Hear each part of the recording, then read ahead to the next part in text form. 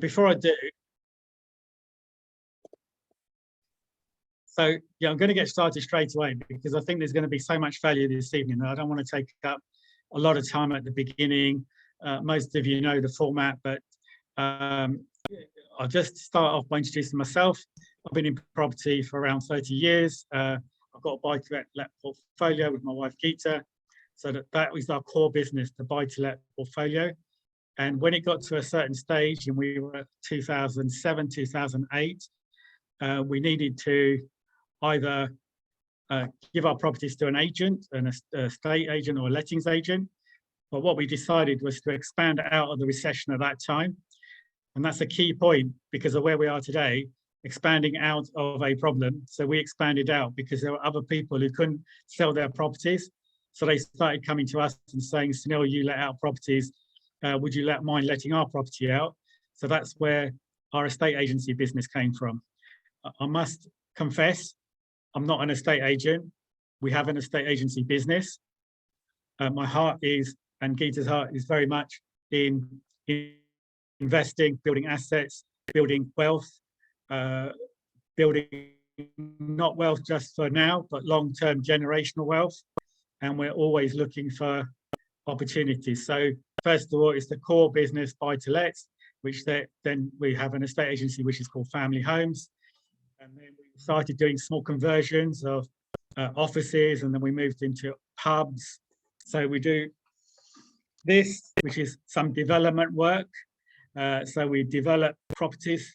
As I say, we started off in conversions, and our biggest conversion is probably 9 units, which was a church in Dover, which we brought at auction and then converted that into 9 1- and 2-bedroom apartments. We love buying property at auction, so that's great. And we've now gone into, today we're also building on the side of a property. So we've got the property which we've had for 15 years.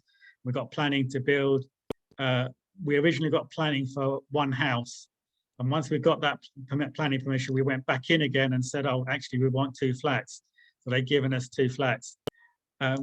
We have a school, a college, and various other bits and pieces that we're constantly looking to develop and grow. Having said all of those, and my wife also, Geeta, she's got her own portfolio as well as ours, and she also buys properties. Did you want to say a few words? Are you okay? Yeah, I'm okay with you. You continue. Yeah, so great. So yeah, that's the first time I've been allowed to sort of speak on my own, you know, so I get a bit of permission. So yeah, buying. So we don't, I mean, as I say, we have an estate agency business, but we don't sell properties as a rule. So in the 30-year period, I probably sold 2 properties in all of the time, and we continuously expand, reborrow money from the portfolio, and continue to invest in for the future.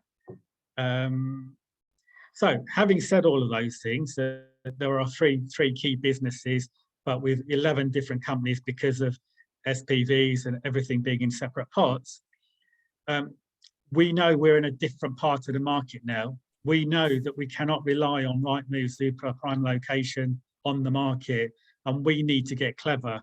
And we need to get clever in finding land deals. We need to get clever in finding the off-market deals. We need to get clever in opportunities that will come through knowing and looking at those things. And that's why when Donald said to me, I've got a couple of friends who can come and speak to you, and I thought, this is absolutely fantastic, because this is exactly what we need. After 30 so many years in business, we're still looking at different ways to do things and different opportunities. So I'm going to pass over to our first speaker in 1 second, but there is, Steve is here this evening, and I was introduced to Steve about 18 months ago, and he does trusts and planning and everything else. And I'm really pleased you're here this evening, Steve, and hopefully you'll be able to do a presentation in the next couple of, maybe we'll avoid talking about wills and trusts and all that in December, but either November or we'll go into next year. But I don't know if you just want to introduce yourself and your company very quickly, and then we'll continue with this evening. Yeah, that's great. I mean, look, yeah, let's not take up anyone else's time of the important speakers you've got, Sunil. Finally, I managed to find some time to join one of these things, so I'm really intrigued to find out, obviously, what goes on at these things with you guys. So yeah, for anyone who needs to know, Steve Blowfield, Redwood Financial is an IFA firm, and Redwood Wills and Trusts is the Wills and Trusts, which Sunil's alluded to. So it's a family-owned business that I started 27 years ago, and those are the two key things that we help clients with. I'll be quiet at this point, Sunil, and yeah, we're talking, maybe we'll sort something out, and I give folks some useful information maybe next year. Yeah, no, that's absolutely brilliant, and thank you for being here this evening and all the help that you've given us. I just want to say at the beginning as well, we have a WhatsApp group. Like this evening, the Zoom call is free, the WhatsApp group is free, and then we'll put the message in the chat or where you link to.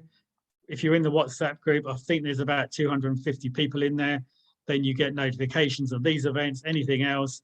There's daily commentary at the moment with what's happening with Liz Truss and various other the governments, etc. But let's not focus on the negatives. What I want to do is, first of all, pass over to Andrew and Andrew,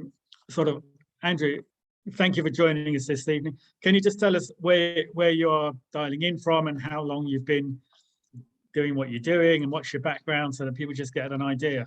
Yeah, absolutely. Thank you. I'm probably still in the first slide of the presentation, but my name is Andrew Green. I'm the Customer Success Director at Nimbus Maps.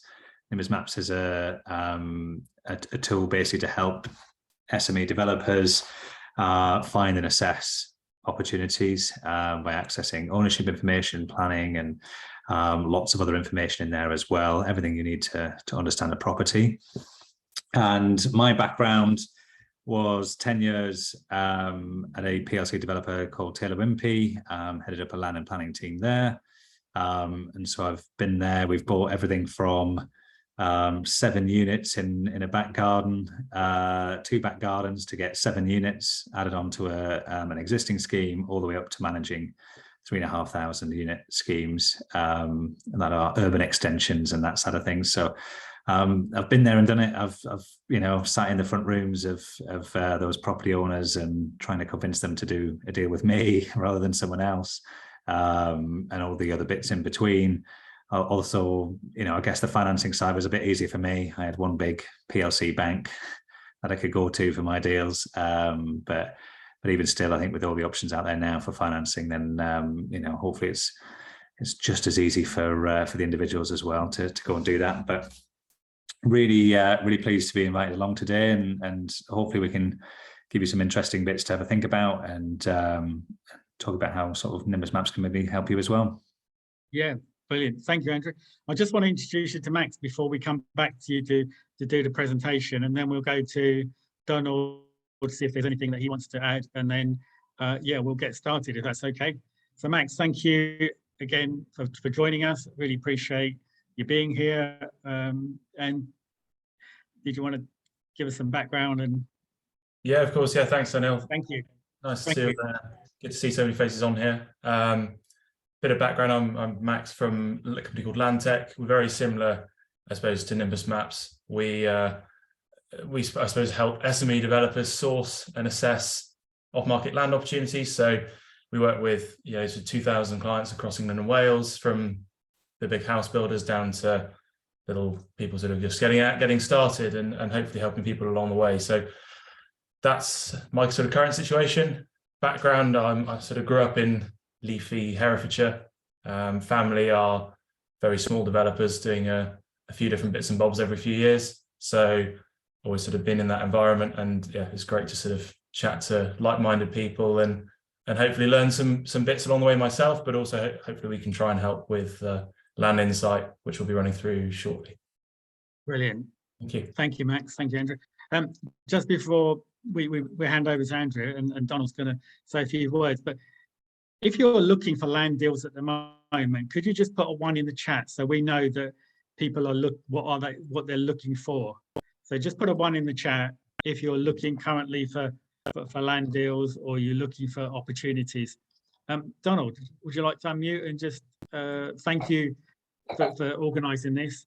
Yeah, thanks, Anil, and thank you, Gita, who did half the organising. Why I thought this was worthwhile. I did a course with Paul Higgs, Paul Higgs is the real deal. He's been a lifetime land sourcer for the big property companies, you know, Wimpey Homes and Taylor Homes and these sorts of people. And, you know, as he points out, there's some people who will buy land or a property with planning permission and build on it and call themselves developers. And he says, well, you know, he would call them builders. You know, developers are people who find something and spot an opportunity and get the planning permission and work it through. And he's, you know, his point is that there's two markets out there. There's the market on Rightmove and Zoopla, and there's a professional market. And these are the people who finding opportunities which aren't listed. So that's why I'm so interested in this, you know, this presentation. So I'm looking forward to it. Thank you, Sunil. No, thank you, Donald, for coming up with the idea. And I know we were looking to go into the room, but I think on Zoom it's better in some ways because these guys don't have to travel, and also, you know, people can get the information. We've got a recording as well. So thank you, Donald, for coming up with the idea, and thank you, Gita, for organising, and for Dan for putting this evening together. I really appreciate it. Andrew, could I hand over to you, and if you could go for your presentation? Do you prefer for people to ask questions afterwards, or? You know, feel free to sort of, you know, throw them in as we go along, but yeah, you know, I'll try and sort of pick them up as I'll get the chat up here as well and try and pick them up as we go along. But if not, I've got a little Q&A section at the end where, you know. Well, yeah, let's do that then. If you've got questions, put them in the chat, or we'll wait till the end. So thank you. Max, thank you for your patience, and we'll come to you soon. Appreciate it. All right, fantastic. Well, yes, thank you, everyone. Thanks for having me today. What we're going to do is just run through very briefly, you know, what is hot right now, you know, what is the state of the market, and then obviously how can we maybe help you, you know, capitalize on that market as well. And we're going to start off, well, you found out all about me, with doom and gloom. You know, surely now is not the time to be doing anything. Surely it's all about sitting on your hands, because we have increasing interest rates. They are, well, currently 2.25. They may be much higher very soon. Likewise, inflation, which has just come out, is now over 10%. Again, you know, really, is that it? There's gonna be a big squeeze on everything. No one can afford anything anymore. Inflation's really sky high, and therefore, is there a recession coming? You know, who only knows? It certainly feels that way. So surely now is not the time to be doing anything. Surely it's about sitting on our hands. However, I don't think it is. We think it's an absolutely golden opportunity where actually it's different to how it was in the past, where yes, interest rates are rising. Let's have a look at that. Actually, you can see through this graph here that we're still below this first line, and you can see, you know, the average is coming out. It's between that sort of 2.5 to 5, probably closer to 5 on average across. Well, this goes all the way back to 1700. So, you know, we're still significantly below the average rates there in terms of you know, historic. And then that also flows through to what people can afford as well, you know. So you've got to think, you know, we're here trying to say, look, let's go and develop some houses, because people will buy them at the other end of it. And obviously people are nervous that they're not going to have any buyers at the end of it. Well, we're still, you know, on this slide is probably 6 months out of date. We're probably, I think it's about 31%, 32%. So we're just above the line here, but you can see how we're nowhere near the peak of 2008. We're nowhere near the peak of 1990. We're still significantly lower than that in terms of what people are paying to cover their mortgage from their take-home pay. So it's still in a very much affordable level. You know, you can see here, this just is essentially the figures behind it. You know, it was 45%, we're at 32%. And this slide was from a couple of weeks ago. So, you know, affordability is still good. You're going to get some buyers if we develop some properties. And not only that, in terms of that high inflation, you've got to think of it from the investor's point of view. There are investors out there, lots of them out there, who have cash that they're set on, that ultimately is just being eroded away with that inflation. So whilst you might think, oh, it's, you know, it's impacting on what people can afford and all of that kind of side of things, there's actually a whole lot of people with the money who are sat there going, please let me put it into something which is going to keep up with inflation. And you can see here that not only has you know, residential kept up significantly with inflation. This is this sort of red line through here. I appreciate this is quite small, but also commercial property in the blue line and other buildings in that yellow line there as well have all kept up with inflation, which is this red dotted line. So really, those investors that are out there are desperate to put their money into property because that's what's going to keep up with inflation, not have it eroding away through there. But where do we put it? Because obviously everyone's a bit nervous. What's going on, you know, on the market? Well, you know, anyone who's interested in industrial sheds, that is extremely hot right now as we're all sort of ordering online and getting everything delivered. Industrial space has gone absolutely through the roof, as this is showing. But also, we've got that return to the office. You can see Regis, one of the biggest office companies in terms of workspace providers across the country. They're expanding massively due to their sort of soaring demand. We now all want these sort of flexible offices, you know, like, yes, you know, Max was saying they're working remote, we're working remote as well, but we still have that office space that we can come back to. And I imagine you're all probably finding the same with your employers as well. You sort of need that space when you want to be there, but then, you know, will be that sort of flexible sort of time. So that's still, there's still that demand for office space. And, you know, you know, in this year compared to 2008, the banks have the money, which they didn't have before. So I don't think we're going to end up in some big recession. And what you can also see is there are the right retailers and all of that kind of stuff are expanding. So those high streets are basically, they're going to evolve into a more sort of concentrated level, you know, like these retailers and everyone else will just sort of focus on those prime locations, and those more secondary locations will ultimately become disused, which is then prime for permitted development.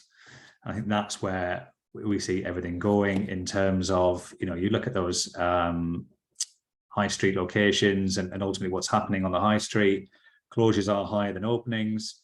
Therefore, there's this wealth of commercial property, which is generally becoming more and more vacant or changing hands. And what do we do with that commercial spaces? Well, ultimately, we see it as, like I say, it's more of that evolving, you know, high streets will contract into, you know, all those uses will remain in the middle, and those fringe properties on the side will be sat there dormant. What do we do with them? Well, certainly Boris decided that he thought we should turn everything into housing, which I would agree with him, that ultimately introduce permitted development rights for Class A, and there's an old one called Class G. So anyone who's been doing a bit of development and investment for a while will be aware of Class G, which now is Super G, because ultimately you can convert those upper parts of a shop and pretty much no restrictions on that to turn it into 2 flats. You know, that could be on a high street, it could be in a conservation area, it could be a listed building. You can still convert the upper parts into 2 flats. And that's across all Class E buildings. The other thing we can do with Class E is any of that Class E space can be converted to residential under permitted development rights as well. So all of the talk of all these sort of headaches and planning departments not having the resources to progress planning applications is essentially bypassed by using permitted development.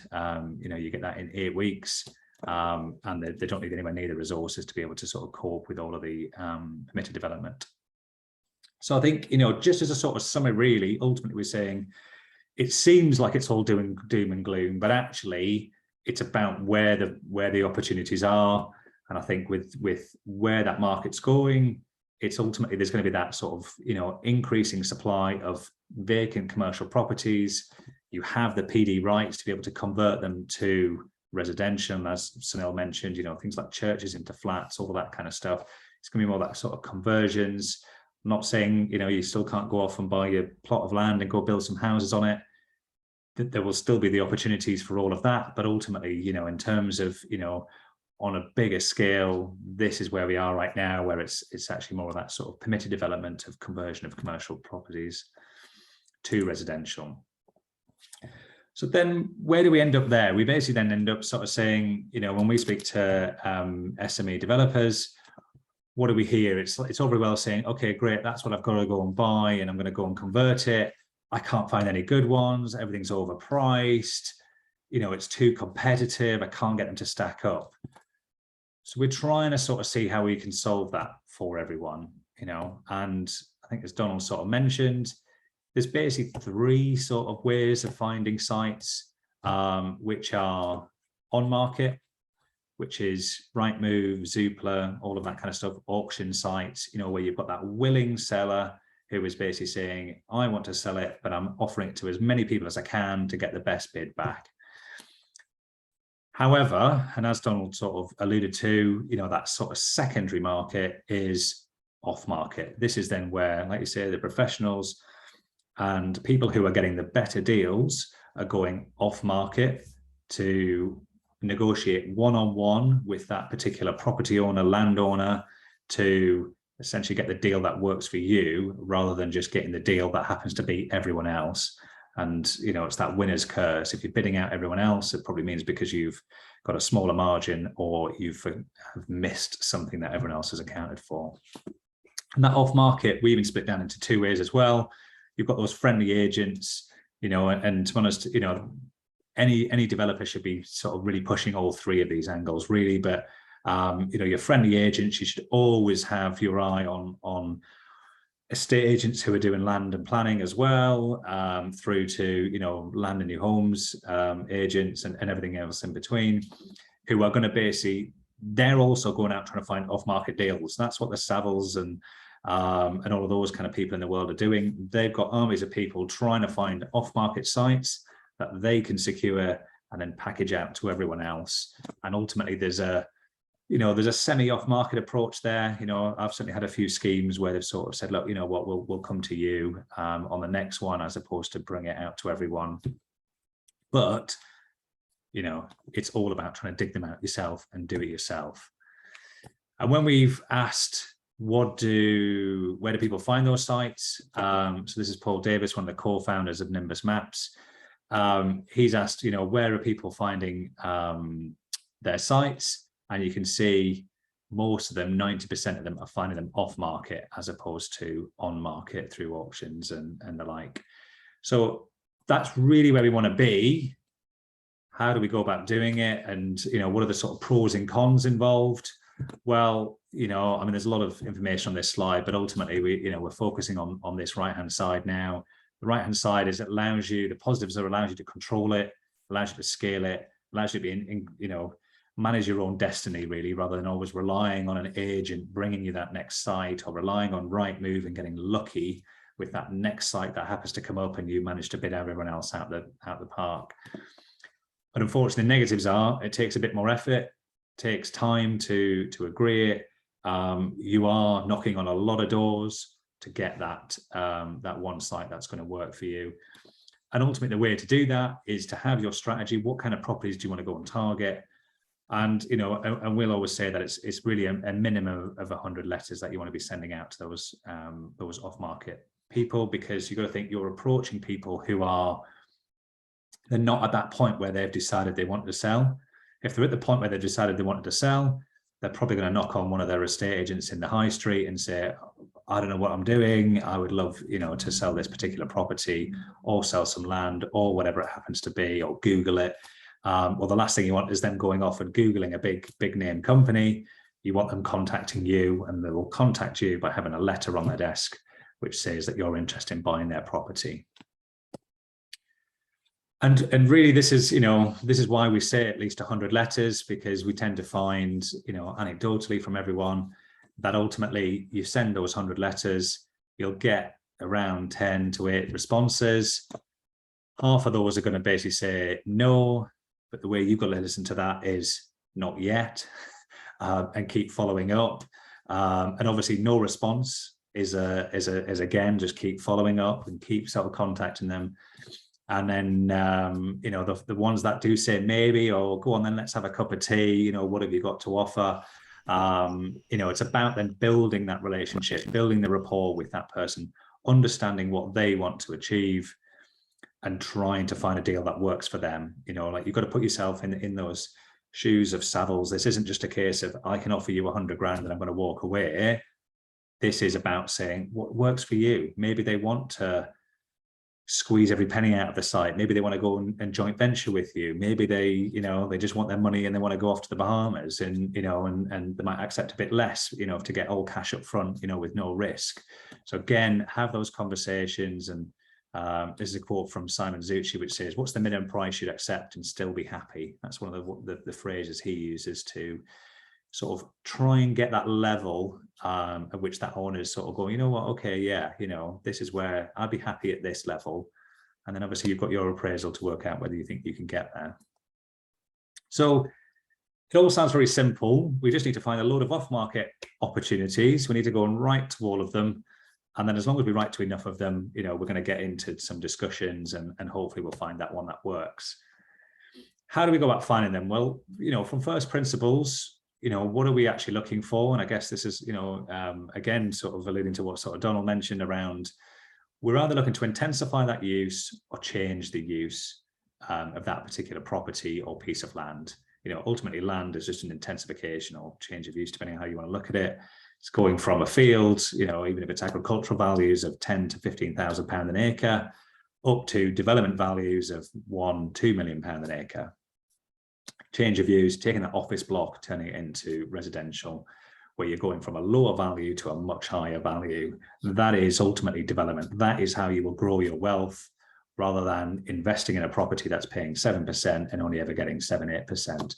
You know, that's ultimately just going to keep you up with inflation. And then obviously a few things to bear in mind: make sure you're in a sustainable location, and make sure that you're respecting the character of the area. Don't go in thinking, great, I'm going to go in and put in some crappy straightforward box. It's about then thinking about, you know, what is that character, and then respecting that, and you'll have a much easier time through planning. And then, you know, Nimbus Maps, which I'll show you in a second, has 8 different ways of finding those opportunities. You know, whether it's looking for properties of the right size, you know, or whether it's looking for permitted development schemes, or targeting sites that are going through the planning portal, or maybe certain companies that you've heard of maybe going bust, and you want to sort of target those. So there's 8 different ways in which we sort of help you find those. And then on top of that, we then have our sort of premium tier, which is what we call Elite Plus. And then depending on what you're going for, we then have identified different strategies and highlight all of the properties that meet the criteria that we've set out. So Class MA, Class G, the 2 that I've mentioned. There's another permitted development right called Class ZA, which is knocking down commercial property and rebuilding on the footprint. And likewise, you know, trying to find those sort of commercial properties that are just in the wrong place. You know, there's always that sort of car garage that's surrounded by housing, you know, that sort of like, why is that there? Surely it should be somewhere else. Those great for trying to get planning on and getting through that planning process as well. So we've created these packages. One is commercial conversions. Another one is residential land and airspace for anyone who's looking for a big back garden to build a handful of plots in there or something. You know, we've got new permitted development rights in terms of airspace above houses, above flats, above commercial properties. You know, you name it, you can pretty much add an extra floor onto most properties now. And we've got strategies which are going to highlight all of those opportunities for you, allowing you to then go and write all of those letters to them all. And then finally, we have one targeted towards people who are looking to do HMOs as well. So if you've got that buy-to-let portfolio and you think, okay, I want to drive the yields from those, I'm interested in more sort of HMOs, then again, we've got opportunities to help you find HMOs, including in Article 4 areas and all that kind of stuff as well. For some reason, some of these slides don't seem to hide, but what I'll do then is sort of talk you through and maybe sort of bring it to life a little bit in terms of how we make that happen. And that is through Nimbus Maps. And this is a tool, like I say, has been created for SME developers and investors to essentially find and assess their opportunities, which my internet connection seems to be running a little bit slow, but hopefully we're all good to go. And what essentially we get is a map, just like Google Maps. And maybe what we'll do is since we've got quite a few people on here, maybe if someone wants to put a location in the chat where we can maybe go and look for some opportunities, and we'll use it as an example rather than me sort of go off and pick somewhere at random and everyone thinks, yeah, well, I'm sure it's dead easy there. It never works in my area. Someone's put in Sittingbourne. Okay, fantastic. Thank you, Sunil. Sittingbourne. So we can simply search Sittingbourne. So Nimbus Maps has very much got that Google Maps base to it, and then all the layers of information layered on top of that. So you can see here we've come to the middle of Sittingbourne as per Google, and you'll see in terms of that layer of information on top, we bring in the ownership of all of those different properties. So each one of these polygons, as we call them, are different land ownerships, and you can click on any one of these particular properties and it will bring up an information panel, which then gives you a brief summary of all the information against that particular property. So you can see here, address, use class, who owns that particular property. So in this one here, which is a pub, is owned by JD Wetherspoon. So if for whatever reason we wanted to write to these particular people, you can see we've actually got all of their address in here. There's no more buying land registry titles. It's all here if it's a commercial property. If it's a residential property, which, you know, if we click on one over here, you will see it comes up with private owner, but we allow you to purchase the title within the platform that will then give you the name and address for that particular property if you wanted to write to those. Which, when it's a house, maybe you don't necessarily need to get the name and address because you've got the address there. But if it's a plot of land, then obviously it's quite important to do that. And Jodie's asked, did I say this is Nimbus Maps? It is Nimbus Maps, yes. But if we go to this pub, which will probably have some more interesting things in the information panel, you can see then, so this is your snapshot of all the information against that particular property. What's the site area, the building footprint, building heights. So again, if you're thinking, you know, what can we get away with on this particular property, then you can have a look at those. If it's a commercial property, we'll give you the full breakdown of the rates assessment against that property. So now, you know, for anyone who's doing commercial conversions, how do we then sort of assess the value of that property? The rates assessment is a great way of understanding the commercial value of that property. Price paid. So all of the land registry price paid information gets pulled through as well. So we now know how much someone is paid for this particular site. So Wetherspoons back in 2014 paid 650,000 for this particular property. EPC rating, again, very important for investors and that side of things, obviously what the EPC rating is. And then we've got the planning history. So now we're going to pull through all the planning against that particular property. So if you want to see what is going on, then this gives you a nice little summary to be able to say, you know, okay, what has happened? Has someone already beat us to it? Is someone, you know, it looks like there, well, certainly the courthouse is, so it might be worth having a look, see where their courthouse is, because they're looking to get 4 or 8 4-bed houses and flats, and we could do some more digging to see what else is going on there as well, because this also pulls in surrounding applications. And then you've got planning policy. So we happen to be in Swale, and then we've got all the links there to go through to Swale's planning portal on their council website for you to do further due diligence if you like. But obviously some key information here, if we're looking to redevelop this particular property, is it listed? Is it in a flood zone? You know, is it in a green belt or AONB area? If we're doing that sort of land development on the edge of a town, then we can see all of that kind of information. And for any commercial developers out there, you know, if we're looking to maybe get another commercial use in there, population becomes really important for any sort of commercial occupiers as well. Are they pulling enough people in? So that really is the sort of basics of Nimbus Maps in terms of, being able to sort of see information against some property. It's then about what are the other sort of tools and everything else that we can help you with. So you've also got that sort of street view there as well, so you can get a good look at what that building looks like. And we can see here there's some other sort of development going on. We could obviously look in that building as well. I'm going to try and keep this relatively short so that we're not taking up too much of everyone's time.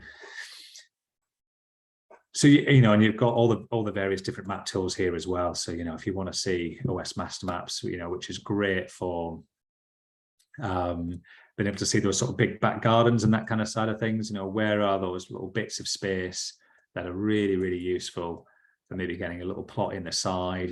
Could this can be converted into some housing here? These are normally great, these long back gardens, for then putting some plots in those 2 or 3 back gardens there. Where then we can obviously contact these particular owners, and if we did want to save, let's say we wanted to save this particular one and we want to contact them and see whether they're interested in selling off part of their back garden, we can then save that particular site to our opportunities. We can put some notes, back garden, development, and we'll save that one. And now we're building up a pool of saved opportunities that we can come back to and have a look at a later date. But again, you can, this master map view, completely unlimited, is fantastic for then obviously doing that kind of side of visual site finding and trying to find the gaps and contacting owners that way. But we really want to start using some of the tools that we can provide you, which is site finding. Ultimately here, all of the elements here are within our sort of base elite package, and then the sort of commercial conversions, residential land and airspace, and HMOs are all in what we call Elite Plus. This is a slightly sort of premium tier that sort of does the work for you a little bit and points out where those opportunities are. So to do it the sort of the slightly longer way, and then we'll get onto the sort of shorter way. If we're saying, look, we want to find a big back garden somewhere to develop, then let's say, look, we want to find 0.3 to an acre. What is 0.3 to an acre in and around here? We can obviously pick those out and see where those sort of maybe bigger back gardens are. So rather than me having to now scour the whole entire map, all I need to do is then go and pick out the properties that are actually the right kind of size that I can actually do something with, which then leads us down into, sort of this area where then we can do sort of further investigations. Is there a way of getting into the back of these particular gardens? Is there anything else we can do? Maybe there's a plot of land somewhere or something, like, well, there we go. There's quite an interesting piece there where someone looks like they've sort of carved up another piece of land. It's not owned by these 2 particular people here. And again, this is the kind of thing which the software massively helps with. You could drive up and down Woodstock Road day in, day out and not actually see this bit of land at the back. And now that we've actually got this bit of land, and even if you do come across this bit of land, who do we write to? Who do we contact to get hold of this particular owner? Well, we can purchase the title. We can write to that person within 2 or 3 clicks of a button to go and have a look at that. So maybe, whoops, let's not do that one. Let's maybe add this as one of our opportunities as well. So I'm going to save that particular one there. And we can keep going round. I mean, there's an interesting one here as well, which, there's a nice sort of gap down the side into a nice big back garden. How big is this particular plot? 0.7 of an acre. Even if we were to say carve off this back bit here, we can measure out, maybe what that site looks like. And there's essentially half an acre site that we could get, somewhere in the order of 7 plots on there, including the little access road down the side. So again, maybe that's another one we're going to contact. We're going to add that to my sites, save that again, another opportunity. So that's, very much using the filters to help us find those opportunities. However, we've got, if you want property types, if you want to start targeting commercial to residential opportunities, where are those offices, where are those retail units, then obviously you can target those as well, where then we probably want to be more in the middle of town. where hopefully we'll see more sort of office and retail opportunities lowered on. And there we go. And now we can see that high street.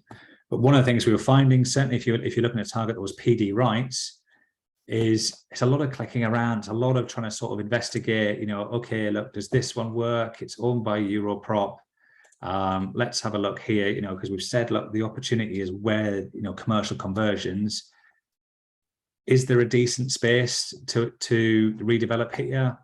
Maybe we could get one, you know, a sort of 2-bed flat in there. What's that? 700 square feet of space that we could maybe get on that particular property, you know, but they're paying £11 a square foot and rateable value, which is indicative of their rent.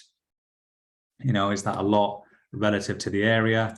We can do some digging. So what we've tried to do is say, look, there's a lot of sort of faff trying to click around, check every single one of these. What we can do is go up to Elite Plus, where if you're looking to just get out lots of letters very quickly, then there's Elite Plus to say, where are those Class MA opportunities? And here are the Class MA opportunities within this location. Where are the Class G opportunities? Like I said, Super G is amazing right now. And there are plenty of Class G opportunities. And not only that, we've then provided a bit of an indicative appraisal to work out whether we think it's a good opportunity or not. And you can see here under Class G that there is 3,000 square feet of upper floor space here, which at the moment under Class G, you can only turn that into 2 flats. But like I say, get the principle agreed with the council, you know, get that as residential, and then look to submit a planning application to obviously get significantly more flats on that particular property. But, you know, with an estimated cost to sort of buy, because they're paying essentially peanuts for this upstairs, you can buy and redevelop that kind of opportunity with a typical build cost and then of £132 a square foot. Residential values in the area are £225 a square foot. Therefore, if you were to convert that particular property, there's £300,000 to potentially be made on that one property alone. And you can see all of these figures here. There's 100 grand there, 60 grand, 70 grand, 55, you know, 45. They're all sat there waiting to be contacted and approached. And not only that, they're all off market unless we check what's on the market, and we can see there's a few things on the market here as well. So if I just hide this stuff, you'll see we actually pull through information that's on the properties that are on the market, commercial properties. So you can see, you know, there's a license and leisure scheme here on the market with Savills. We can click on the link. It will take us through to Savills' website, where then obviously we can have a look and see, you know, what is going on. And it's unit 1 of this sort of new little scheme. Probably not a redevelopment opportunity, but always good to know that there's a bit of a redevelopment scheme going on around there, which would then be, you know, quite nice if we were to redevelop some of the flats above here, very close to this new sort of redevelopment scheme here going on. So hopefully that sort of demonstrates very quickly how we can find, you know, good opportunities that are going to work very, very quickly. But not only that, we've also got lots of other tools to help you understand what is going on in a particular area. You know, so you know, we probably jumped in a little bit too quickly into Sittingbourne just to sort of show you how quickly you can find opportunities. But, you know, the location analysis allows you to have a good understanding as to what's going on in this area. You know, what are the residential values in this area? Ultimately, with development, we want to focus on the slightly higher areas. Gives you more scope if there's an increase in build cost and being able to mitigate that, you know, through your residential values. You know, where are the faster growing areas? Is Sittingbourne a fast growth area? You know, 13% is generally doing pretty well, actually, certainly in some parts. And I'd say probably better than the average across the country. Ultimately, you know, if you're thinking about whether this is going to be a redevelopment or whether it's going to be maybe let it out, you know, you're going to sell it or rent it. Well, now we can see rental yields in this area as well. Again, clicking on that gives you the full breakdown as to what's going on there. Deprived area index, I'm literally not going to click on every one of these. I appreciate this is where I'm at risk of doing this, but you can see here that, you know, where are the essentially desirable areas of Sittingbourne, you know, and it looks like this little patch down here, this area here, unsurprisingly with the big back gardens. great for then back garden development, or maybe Grove End Farm. You know, is there a little half-acre plot in there where we can then redevelop? Fantastic. In the middle of town where the commercial conversions are, you know, it is what it is. But ultimately, you know, you can get a feel for where you are. Are there any HMOs in here? You know, we pulled through all the registered HMOs. There's a handful of HMOs, you know, so it's maybe there isn't, you know, the market's just establishing, you know, not quite. Maybe if we sort of zoom out a little bit, we see actually there are other places which are a much stronger market for HMOs. So I probably wouldn't be thinking, you know what, yeah, if I'm in Sittingbourne, I'm going to do a HMO. But if I was in, I don't even know where this is, but let's have a look and see what it is. If it was in Chatham, then obviously I probably would consider a HMO. And then vacant building base on there as well. You know, this is, you know, to give you that idea, you know, where are those vacant spaces, and then obviously contact them accordingly. So again, you know, we've got that location analysis that's just there to help you understand, you know, where do I want to be, where do I want to target, to then start using some of those site finding tools to do that. Once we maybe sort of found the little area, you want to then start saying, okay, you know, what are maybe some of the constraints here? You've got technical constraints where then we can bring you lots of information, such as, are we in a coal mining area? You know, you know, is there a radon issue? All of that kind of stuff is all here. But what's really going to affect you, I think, for an SME developer is a lot more of the sort of planning policy type overlays as well. So whether it's, you know, is it in a brownfield register? So then maybe that, you know, you're only going to have an easier time through planning. You know, is it a SLAR site? You know, has it been identified in the SLARs as something that's coming up? Again, great for then identifying those sites. But not only that, you know, some of the constraints are going to be, is the site in the flood zone? Where are all the listed buildings? All of that kind of stuff is all here, allowing you to see, are we in an Article 4 area where then, you know, we can't get permitted development for maybe HMOs and that kind of side of things? Where are those conservation areas that are going to impact, you know, if we wanted to do Class MA within a conservation area, then ultimately we need to submit an impact assessment, I think it is. So it's not a no, but it's just something to be aware of, you know, when you're doing that. Are we in a green belt, A1B, etc.? So all of that information is there, allowing you to then really home in and make a really good, solid decision as to whether you think you've got a good site or not, being able to then check against all the important constraints.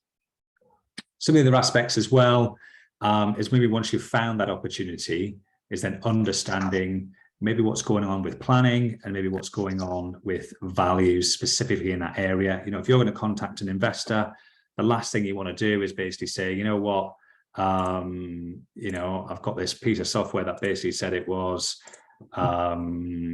what's that, £338 a square foot. So I'm just going to assume it's £338 a square foot. What you actually want to do is then find out, you know, where are those actual comparables? Where are the sold prices? That's going to enable you to say, you know what, the reason why I think I can make, you know, whatever, £1 million profit on this particular site is because I'm going to build 5 houses and this is what they're going to look like. So running those comparables, you know, we can say, okay, look, you know, we know we're going to build a run of, I don't know, semi-detached and detached houses. You know, if we really want to pick out all the new builds, you know, we could select that, but I'm going to keep it all as open. Likewise, you know, we'll maybe keep it all as freehold. And let's just look over the last 2 years, so it puts a bit more on the map. And now what we can see is all of those particular properties that have sold in the past 2 years around, obviously, our opportunities here. And we can obviously scroll out as far as we want to be able to pull through all of the properties that we think are relevant, you know, or maybe we want to just sort of zoom in and say, actually, you know, all the properties around here, you know, you've got the draw tool, which allows you to then sort of pick out and say, you know what, you know, anything beyond here is not comparable. So I just want to know what's comparable up to this point here, which then we say, look, you know what, the average price of semi-detached and detached houses within this area here is coming out at 480,000 in the past 2 years. So if you're going to an investor, you've got this great opportunity now to say, yeah, I'm assuming I'm only going to get 450 a house. I've got loads of fat in the appraisal because look at what everything else is selling for, or in reality, you're going to go, I think I'm going to get 500 because I'm going to put a decent spec in. And that's coming out at £380 a square foot. And these are those 10 properties. And not only that, you can click on that property, it'll give you the full breakdown, what's that pound per square foot. You've also then got the link there to go through to Rightmove, where then we can look up Orchard Cottage, Tunstall Road, and then have a look inside and sort of go, what, was it in need of updating and all of that kind of stuff? And, it's pretty decent. So that's probably why it's commanding sort of £450 a square foot versus a different one, which is maybe commanding, 350 or 317. Why did the 317 one only get that value? Well, again, we can go through and look up, I think it was 32, and see why that one didn't quite get the same kind of values.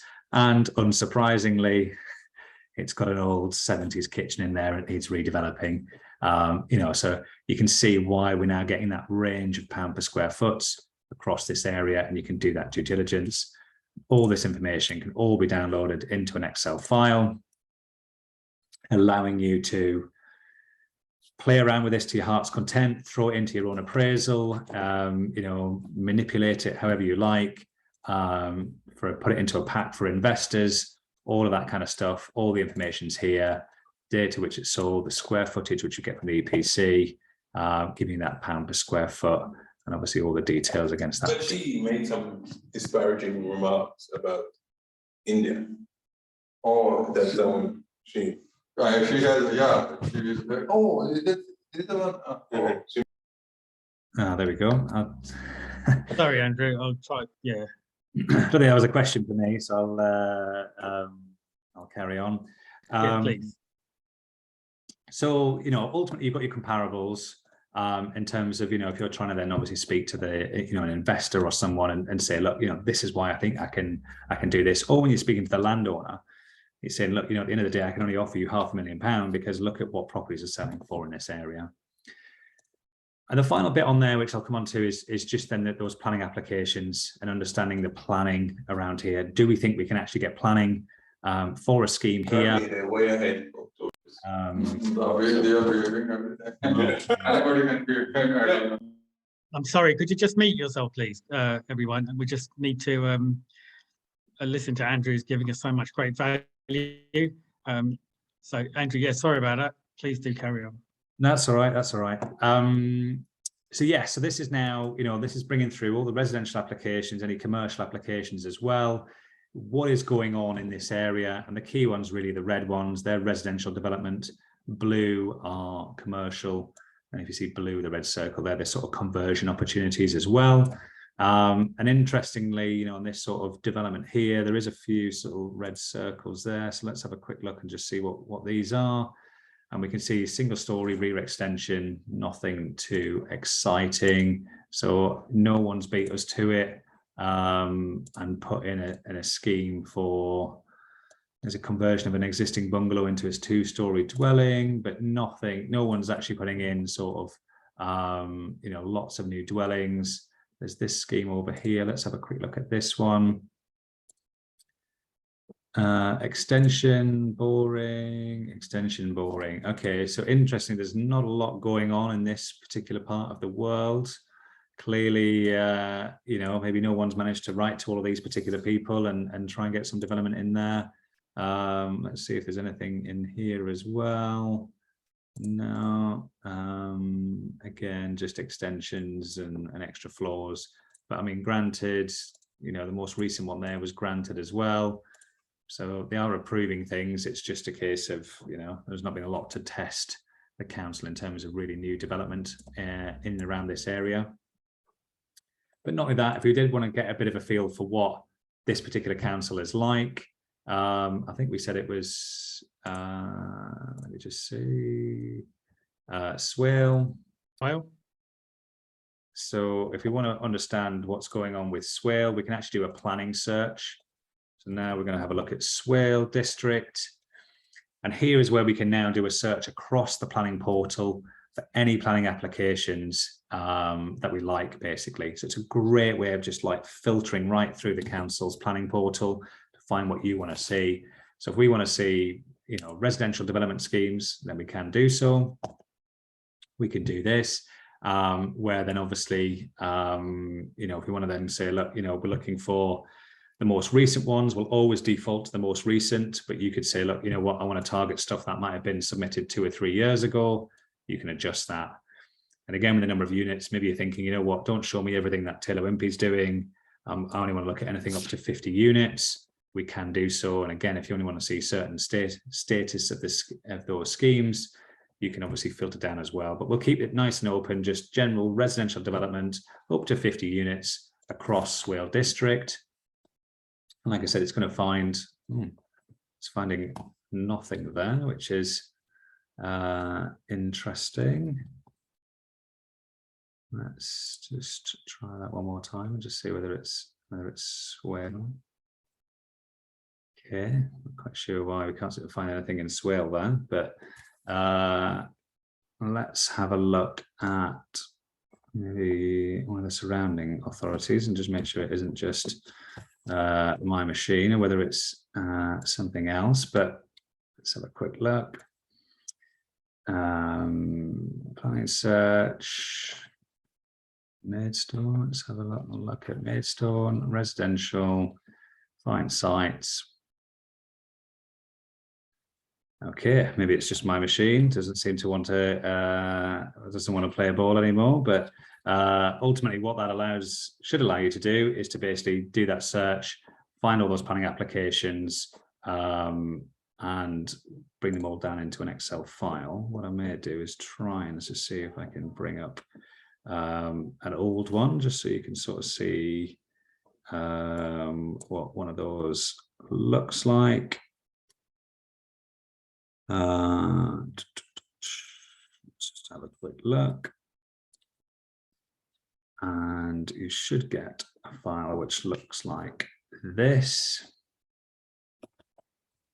where this is a search across Camden essentially, and you get essentially this Excel where you have all the links to take you through to Camden or whatever local authority you've searched, the reference number of that particular scheme, and then the description of those schemes as well, where then you can, you know, investigate, you know, so this looks like it's a lot of commercial conversion type opportunities, you know, demolition of office building into an erection of 11-story office building. So maybe just intensification development, but you can see obviously the number of units that are coming through on that particular scheme, the status of it. So you'll see it's always the most recent. So well, I ran this one a week ago, and you can see the most recent ones there were from the back end of that month. So we update this every 24 hours, and we'll pull through all of the applications that have been registered up until that point.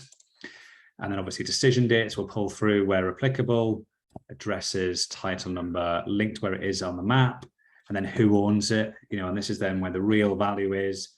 Certainly if you're using this for site finding, you know, so I know we talked about, you know, getting that development. I know that's something that you mentioned, Donald, about, you know, sourcing that opportunity, getting the planning and all of that kind of stuff. But that's an ideal world. You know, my job was to go and find stuff that was off market, but every now and again, we always had to buy a scheme with planning because we needed to fill a gap, or we just wanted to find that next scheme, or we thought it was a great opportunity.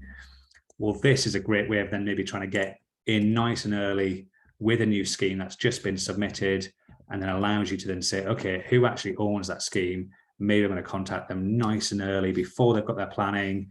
If they get stuck or they run out of money, maybe you can step in and help and support them get through that. It's a great way of then getting in nice and early with some of these particular schemes. And even if it is buying a site with planning, you're still taking that development risk on. There still will be a margin in that. There just won't be the bigger margin of getting the planning uplift as well. Then obviously their addresses, all these blanks here, they're private individuals. So they just, you know, you need to buy a title if you want their name and address. Otherwise, you've got all the details there. We've actually got the date they last sold and the price that they paid for that site.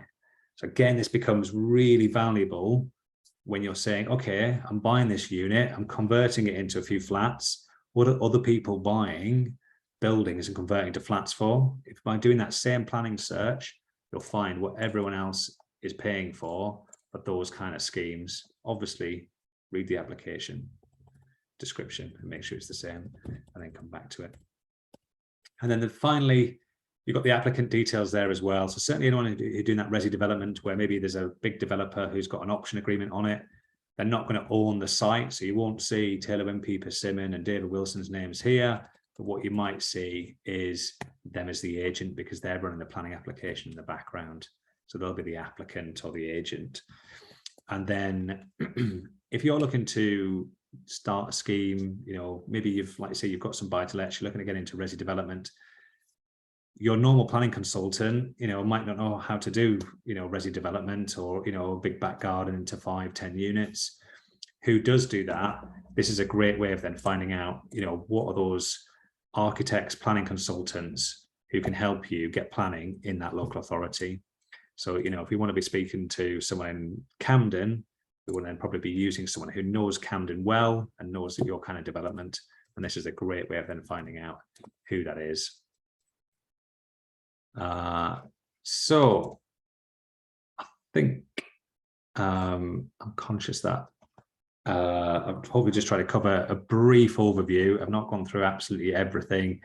We can do company searching, we can do lots of measuring tools, and all the My Sites information is probably one that I will pick up on, which is, so this is where you can save everything down into your platform. And then by clicking on any one of these opportunities brings up this little, again, that little summary of the opportunity that you're dealing with, and ultimately allowing you to sort of save notes, all of that kind of stuff. And there's a lot more coming into this sort of part of the platform as well. And you can set this up however you like, however you want to work. It's completely flexible. It's completely customizable. Change the colors, the names, the order, whatever, you know, have as many stages as you like. And if you've got multiple people on your account, you can share between you and all of that kind of stuff as well. You can really get quite clever and obviously work with a team to make sure that's set up for you. And the key thing really is you can download, again, all this information to Excel so that you can ultimately, again, you know, maybe run through with an investor or with a business partner or someone else. You can then obviously share a lot of this information. This is also great for then mail merging. So you'll see if I open this up that opportunities. So here's all the opportunities that I've been saving down, and we'll have some in here that were from Sittingbourne as well. But if we go across, you'll see we bring through, obviously, there's the address of the property. And as we come across to here, you've then got the proprietor, who that proprietor name is. You can see a lot of these private owners. So obviously, you know, we need to buy the title to put those in.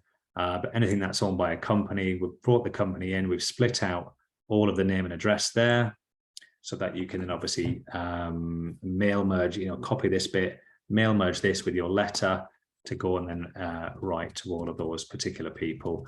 And I think I do have, I think I've got like one example where I've sort of bought some titles, but maybe I've deleted it by now. But there's one there. There's a private name, you know, so there's some private names, and this is what it looks like when you buy the title. So you'll see their private names end up just sort of filling in the spreadsheet as well for all the ones that we bought the titles for. And then again, you know, they just all flow into the same sort of process. So that is ultimately a snapshot of Nimbus Maps, you know, how essentially we can, certainly through the Elite Plus, find you hundreds and hundreds of opportunities. And no matter where you're looking, all of these opportunities are highlighted across the entire UK. Let me just take that bit off. But if I zoom in, obviously there's going to be plenty in London. But, you know, no matter where we look, there will be opportunities highlighted on the map, ready for you to go and contact.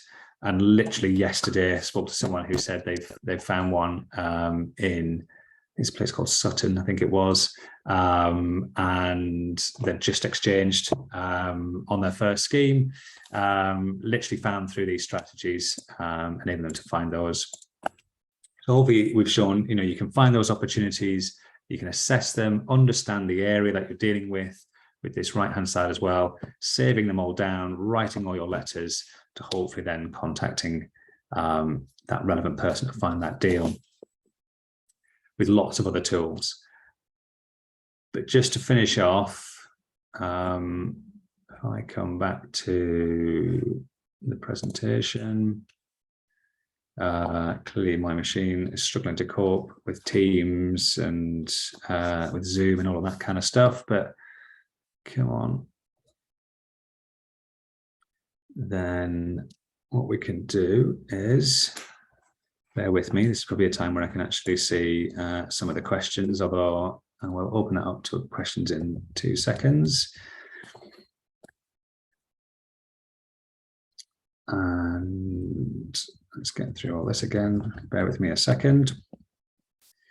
And what we should find, when my computer keeps up, is essentially what we can offer you.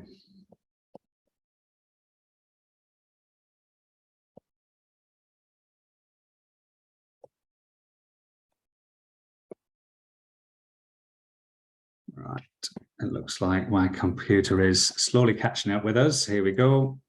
Right, so like I say, I have whizzed through it. You know, there's so much more it can do, and then I'm sure I probably missed some sort of key element to it, but the whole idea is just to give you a flavor of obviously what the platform can do. Do scan this QR code. That will then take you through to be able to book your 7-day trial, speak to the team, get another demonstration, maybe you know, one-on-one, to find out a bit more about it. And as part of the partnership that we have with Property Millionaire Mastermind, we've actually got discounted pricing that we can offer everyone here today, where then the Elite platform, which had pretty much most of everything that I went through today, is discounted down to 1,350 per year. If you want one of those packages, one of those strategies that's going to allow you to literally send 100, 200, 300, 400 letters out, you know, in a weekend, then that's 2,430 across the year. And if, to be honest, you don't know what you want to do, or you want to do a bit of everything, then Elite Max gives you all of the strategies, so that whether you're doing residential land, commercial conversions, HMOs, you've got a team, you've got some VAs, then that final package at 3,510 a year for you. And like I said, that's for everyone who's on the Property Millionaire Mastermind. Hopefully that was clear, but if not, then I will answer any questions. Andrew, I just want to say that's an amazing presentation. I've never used Nimbus. Can you just confirm we've never met before? No. Yeah, no. Have you ever been to Sittingbourne? No. So I live in Sittingbourne, and our business is in Sittingbourne. So what is impressive for me this evening is that you went to Wetherspoons as a property, and you found that straight away, and then you found Tunstall, and then you also confirmed that Sittingbourne is not a great HMO area. We don't have hospitals, and we have some industry and things like that. So then you very quickly took us to Chatham, which showed that is a hospital area with a university close by. So considering that you've never been here, you hit on some of the key areas like the town centre development, but you looked at the Forum, and that Forum has been there for about 30 years, but they've just sort of like the travel lodge and everything has just been built there, and Nando's and restaurants and things like that. But the Forum is not doing as well as it was. So the fact that you said, oh, there are opportunities there for upstairs, you know, sort of conversions and etc.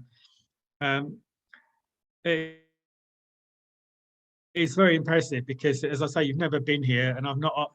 We had only spoken 2-3 minutes before the Zoom call, so I hadn't given you any information about the area, and I just chucked a town in.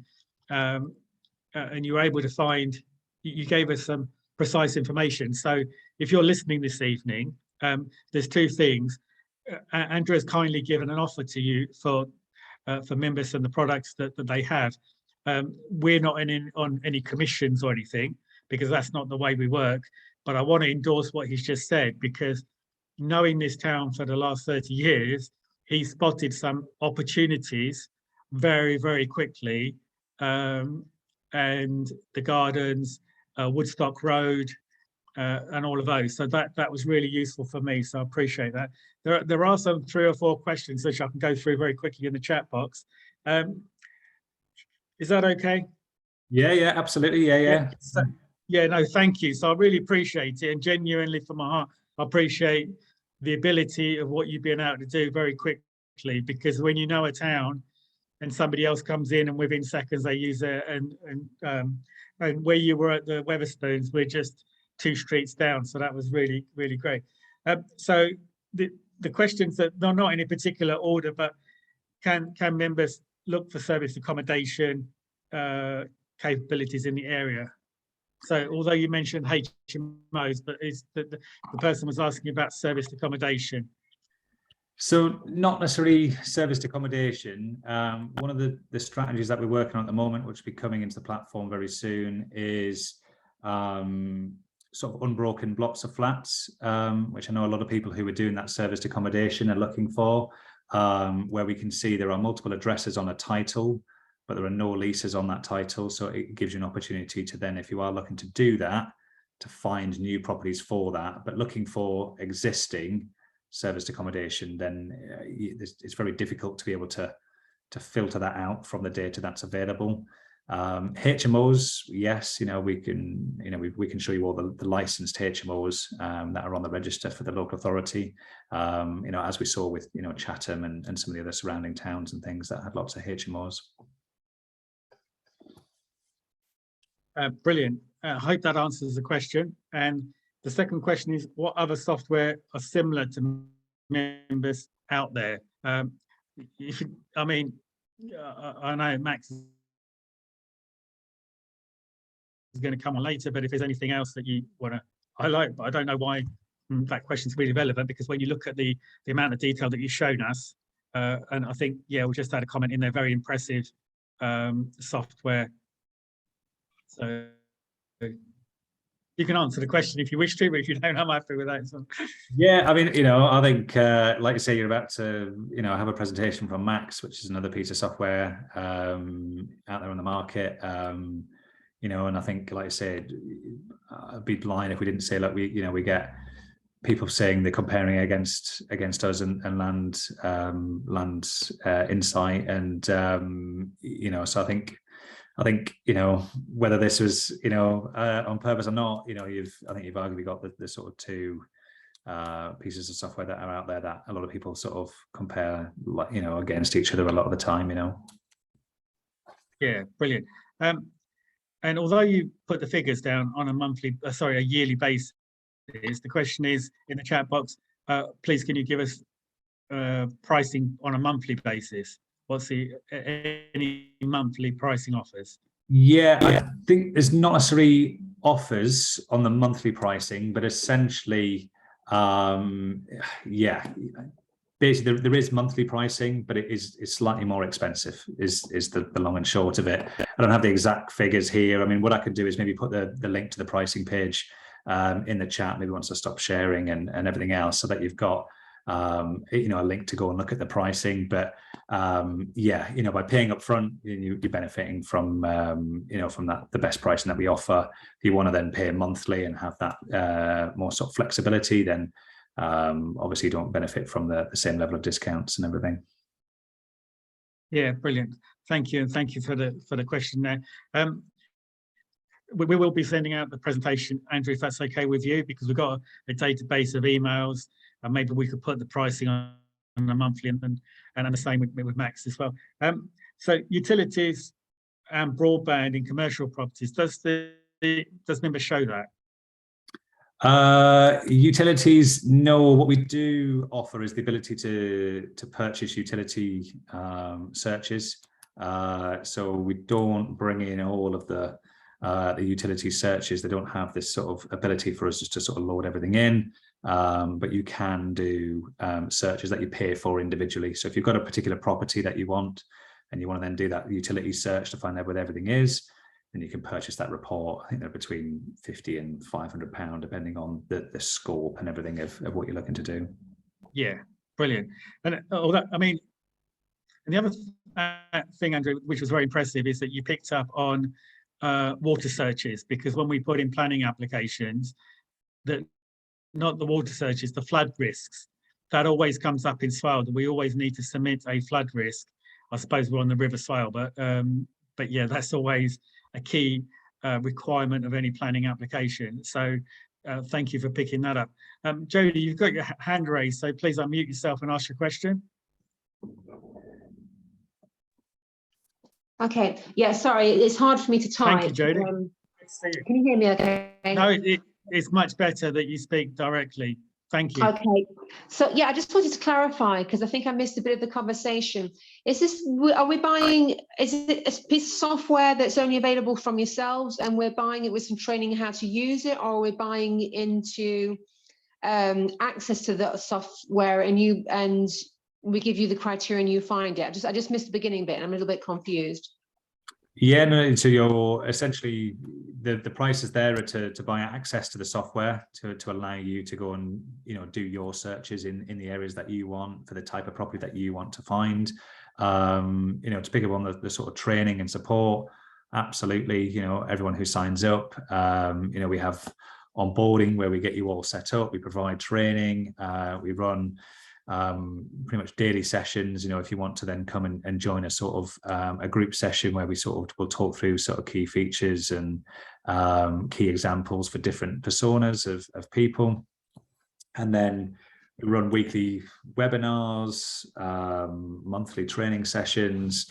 You know, we have a whole success team that are there to make sure that you can use the platform and get your sites. And like I say, it's been built by developers for developers, you know, and I mean property developers, not software developers, in the sense of, you know, there's a lot of experience within the team that can help you, you know, maybe unlock that next site that you're struggling to get hold of or something, you know. And is that all included in that package? Yeah, absolutely. Yeah. You know, so you'll get, the moment you sign up, you get handed over to a success person who will then make sure you're all set up. And then, yeah, as part of this, you'll get access to all of the ongoing training, webinars, all of that kind of stuff. You know, to be honest, if anything, we sort of throw it at you, and, you know, if anything, you know, it's about trying to sort of, you know, almost saying no to it rather than saying yes to it all, to be honest. And there's a live support there as well. So, you know, if you've got any question when you're in the platform, there's a little speech bubble, click on that, and there's a team of people there during office hours at the moment to answer any questions as well. Brilliant. Okay, thank you. Jodie, I hope that answers your question, and thank you for speaking this evening. Magic, did you want to unmute and ask a question, or would you like me to? Thank you. Hello, Andrew. Very nice presentation. That was great. I've got a question about the building's height. Is it possible to check the ridge height of the buildings above sea level? Yes.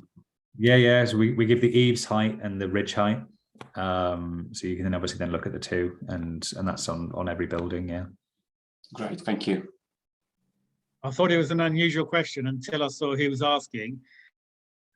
And Magic is an amazing architect in this area that we've used to do various things. So yeah, very, very good. So there are,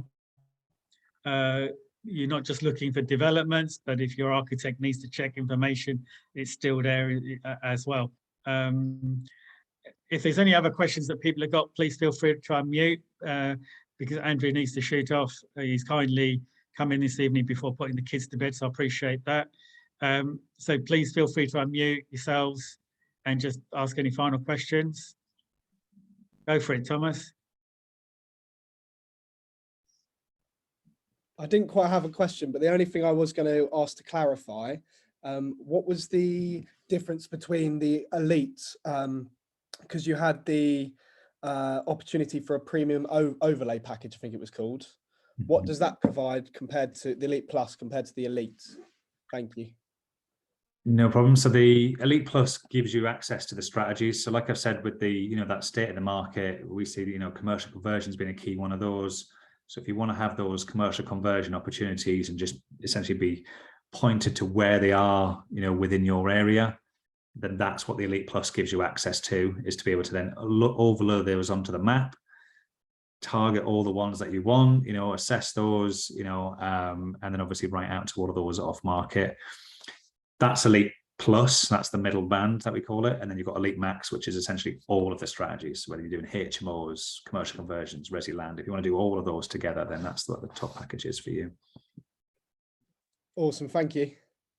Thanks, Thomas. Appreciate it. Thanks, Jody. Any final questions for Andrew before he needs to shoot off? I'll hang around if, ultimately I'll mute myself in case you get some screaming kids, but I'll try and hang around if there's any further questions later on as well. Yeah, no, that'd be brilliant. And it's also, I know you put the barcode up there. What's the other best way? Is it a website, or can they come through us, come through Dan or myself, or the WhatsApp group? We can get in contact with you. Yeah. So if you haven't asked a question this evening, so if you have questions that come to mind tomorrow, then email myself or put it in the WhatsApp group. We'll if it's for Andrew, then we'll send it to him, or if it's for Max, we'll send it to him, and they can get in contact. He did say there was a 7 day, 7 days, is that correct? Free trial? Yeah, absolutely. Yeah. Help us, Yeah. So why not? Go on for 7 days and try the trial. You may get a project that will pay for years of membership to come for the future.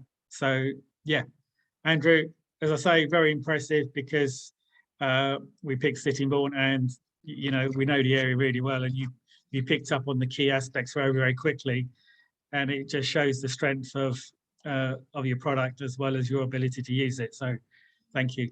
And yeah, if we don't catch up later, then we'll catch up in the next few days. So all right, fantastic. Appreciate that. Yeah, thank you, everyone. So, best of luck, and yeah, fantastic.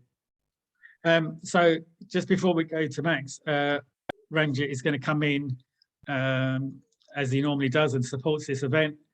And Ranjit, amazing every single morning on the WhatsApp group. He sends out messages to us, inspirational. And I'll tell you, a lot of people comment how useful, or how great that is. So thank you for doing that. You're welcome. And over to you, my friend. Can I share the screen, please? Yes. I'm sure Dan will allow you to share the screen, but I think if you do it at your end, I don't want to share. So yeah, if you just go to the bottom and share your screen, it'll allow you to. Let me just give me 1 second.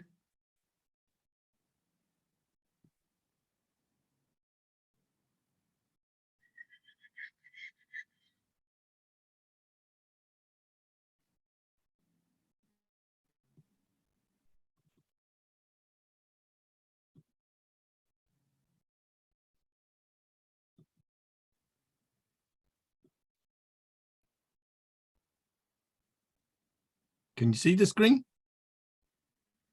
No, I was just going to try and make you a host so that you can then see the screen. Then you can take control of the screen. Okay. If you 1 minute. When you press at the bottom, does it allow you to do the screen? The share screen, the green button, yeah? Yeah.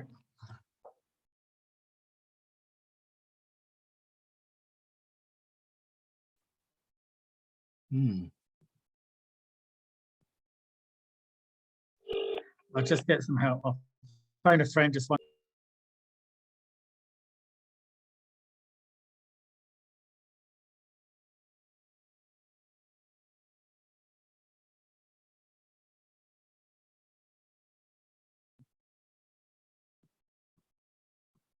One second. Ranjit, you've now been made a co-host. So if you sorry, Ranjit, you've been made a co-host. If you just click on the green share button at the bottom, then that'll allow you to share your screen. And share. Yeah, quick training on Zoom this evening for anybody that's there you go. System Microsoft. So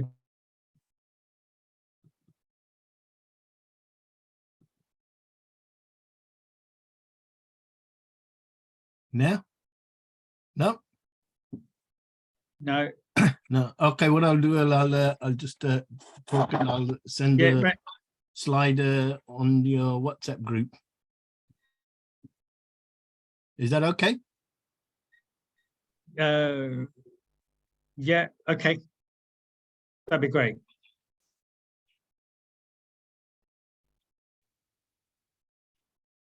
I don't have your presentation to share, so sorry about that. Good evening, everybody. My name is Ranjit from Property Investor News. We've been publishing this for the last 20 plus years. What it does is brings you news, analysis and research in property investing. I always say to everybody that after a boom, there's a recession, and after a recession, there's a boom. Fortunes are made by those who are prepared. It is that important that you educate yourself and become knowledgeable and also informed investors, because these crises, boom bust cycles, they are sort of they have time and they keep coming back, and you should be prepared for it. And this is important that you subscribe to Property Investor News and keep up to date. I'm just going to read 2 testimonies that our subscribers have sent to me. And you can see from there, and I'll also put them on the WhatsApp group. I consider my Property Investor News magazine subscription to be one of the most important tools available when considering my next investment. Full of up-to-date minute commentary from industrial experts on market demographics, trends, legislation changes, and articles that really increase your knowledge, all adds up to an indispensable resources for any serious property investor. It's by Richard Dawkins. He lives up north, Leeds way. And this one, the second one, in summer 2015, we set out the journey of turning what was accidental landlord trading company into a business that we could manage and grow. The start of this journey was isolated, with not knowing anything about support or avenues to pursue for knowledge. We knew that what we knew, but what about what we didn't know? I had read some books and researched on the internet, but it was by accident that I came across Ranjit Singh and access to the Property Investor News magazine.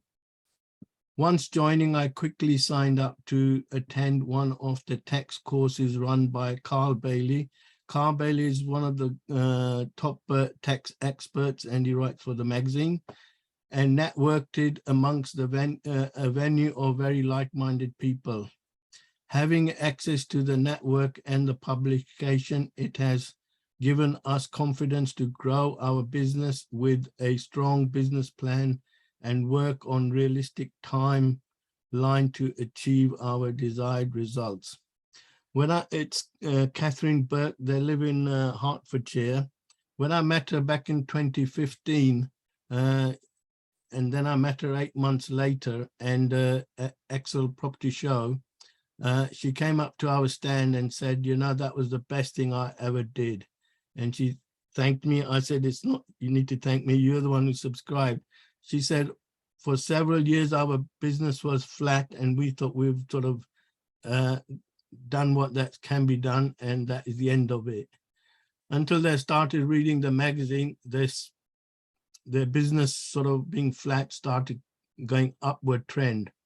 And since then, they said we've sort of been very, very successful, and going on now, 6-7 years later, they're really happy that they subscribe to Property Investor News for that education, knowledge, and keeping up to date. And we do have a special offer. If you subscribe tonight, you get 3 issues of Property Investor News magazine, plus a choice of 2 books, which are free also once you subscribe. And the subscription is $8.95. I will post my details and the offer slide on the WhatsApp group. Thank you very much, Sunil. Back to you. Sorry, yeah, Ranjit, thank you so much for joining us this evening and supporting us every month and supporting us every single morning. This guy doesn't miss weekends. He doesn't miss a single day. 6 o'clock in the morning, there's an inspirational message coming out. I like the one yesterday where you've got the donkey and the magazine in front of it. So that was really good. So yeah, it makes me laugh as well. Thomas, did you have your hand up, or are you just in agreement? Just nice to put a face to the inspirational quotes in the morning. Thank you. Thank you very much. Once again. I try to bring some time Yeah. humor into it, so they may not be property related, but it sort of kickstarts the day, which a lot of people have said to me also. I posted No, I on think 15 different groups. wow, that's a full-time job, isn't it, in itself, what you do? So thank you. If you want to put the link or anything in the chat box, because they may have not put your number, then please free to do so. And if you want to put it in the WhatsApp group, then yeah, you've got it there, which is or if you want to put it in the WhatsApp group, please feel free to do so, so that people that are not here this evening and they want to prescribe, take up the offer. What Ranjit said is absolutely right, and this is one of the reasons why we've got Max and Andrew on this evening as well, to make sure that you've got enough information, that got enough tools to be able to go, look, let me get the information. The only thing that you need to put in is the motivation and desire. And with all the knowledge out there and the group supports and everything else, so in the last recession, 2008, there wasn't WhatsApp groups or Zoom calls and things like that. So it's all about networking. But we have so much information at our fingertips now. We're just here to support you guys and say to you, look, take this opportunity. Don't listen to the news. Really get stuck in. This is the time to absolutely grow and create wealth for your families. So that's our message this evening. So moving on very quickly, because we want to finish later this evening. So Max, thank you very much for waiting so patiently. And again, could I just ask you to introduce yourself, and I'll hand straight over to you if that's okay. Lovely, thanks, Sunil. Yeah, brilliant. If you need the screen or anything or share screen, I'm sure we can work that out. Yeah, perfect. I might do in a few minutes. That's all right, thank you. Yeah, nice. Thank you. Appreciate you. Good to see so many on here. I think we've got 47 or so on here now. Just for a bit of background for those who weren't maybe here at the start, my name's Max. I'm an account exec at LandTech. Sorry if it's going to be deja vu for anyone having a look at the similar platforms. I suppose Nimbus and LandTech share similar goals in terms of helping SME developers in sourcing and assessing land off market slightly easier, and making that a little bit easier. I guess you're probably going to wonder what makes us necessarily different to other providers. I mean, from our side, our key drivers are probably going to be innovation, sort of usability and support. We're now a company of around 200 people. We've got sort of large customer success, data, product teams that are there really just to make sure that our customer base have got full support as much as they need. That customer base is now growing to just over 2,000, includes sort of 9 of the top 10 house builders, the Barratts, the Barclays, Savills, etc. But our sweet spot really is SME developer. Those big ones only make up the 1%, and who's interested in those? So with that, I suppose with the growth that we've been able to sort of benefit from since inception about sort of 6 or 7 years ago, we're looking to expand into different markets and stuff as well. And towards the back end of last year, we secured funding of around 41 million to help drive, I suppose, any product innovation, changes and updates.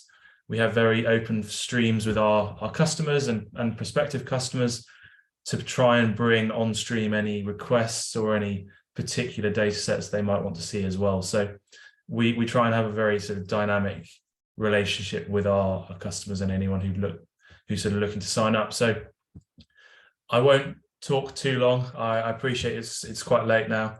I'll just jump in, providing Zoom will let us, and share my screen. We can just have a look at Land Insight. So that's our main product. We've got two that we're going to have a quick look through. So it's Land Insight and Land Fund, both of which you can get access to as well. So one is our site sourcing and assessment tool. The others are financial appraisal tool as well. So that comes included. So unless there are any other questions, I'll just jump in and share my screen. Oh yeah, please do so, Max. And I know you've been patiently waiting, and it's more difficult sometimes when you're the second speaker. But I think people are so interested in what you're doing. We certainly are. So yeah, straight back to you. Thank you. Lovely. Yeah, like I said, it's going to be very similar. We have similar goals and ambitions with what we're trying to help people do. I suppose a bit of background on the company itself. LandTech was started about 8 or 9 years ago by our founders, Andrew and Johnny. Andrew's a sort of data architect who was trying to build his own home and couldn't find the data in sort of I suppose, couldn't really find the data as easily as maybe he wanted to. There's lots of clunky websites out there, planning portals, etc., that make navigating self-build development stuff quite tricky. Johnny ended up seeing a tweet that Andrew had put out complaining about this, and Johnny at the time was a town planner, so they ended up meeting that way, and I guess the rest is history.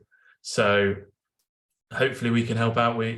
Similar to, as Andrew mentioned, the people at the heart of this have got experience and sort of know what they're doing, so hopefully we could share that and help grow in tandem, really. But without further ado, I'll just jump in and we can have a look here at Land Insight. So as I said before, it's going to look very similar. We've got this familiar map view, Google Map functions, Ordnance Survey, master maps as well, that you can have a look through. So the way that we sort of operate is pulling together around 70 publicly available data sets into one place. So this includes Land Registry, the EPC Register, the Valuation Office Agency, comparable information from in the Housing Price Index, you name it. There's lots on there, but it includes the environmental stuff as well, etc., etc.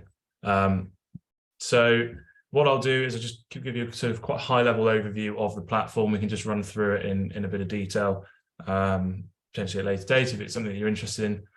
But I'll just start. I don't know if anyone else similar to Andrew maybe has any locations that they want to have a look at, anywhere that's familiar that perhaps we could take a look at as an example. How about with no, somebody else go. Sorry, Donald, go on. Well, I was saying Gravesend, but if somebody else wants to go, that's fine. No, Gravesend is good. I just thought we'd do Sittingbourne again, just to do a comparable, but it's okay. Whatever you wish. Either. I'm happy with either or. So, sorry, my mouse has gone a little bit AWOL. Does somebody want to go for a city centre, Manchester or something? But just whatever is most useful.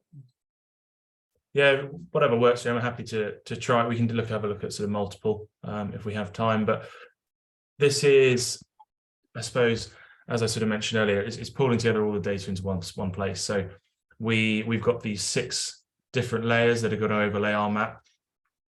Ownership is one that I guess is going to be pretty crucial for you guys as well. Finding out all the different proprietorship information. We've got access to planning application data. That includes, approved, rejected, appealed, pending applications, historical searches as well. We'll go through planning policy. We can have a brief look at our power infrastructure as well, showing you where sort of local substations are if you're needing to connect up to the grid for developments. Property information, looking at use classes, building heights, property state, that sort of thing. And find our comparable there as well, so you can look at the price per square foot and sold prices as well.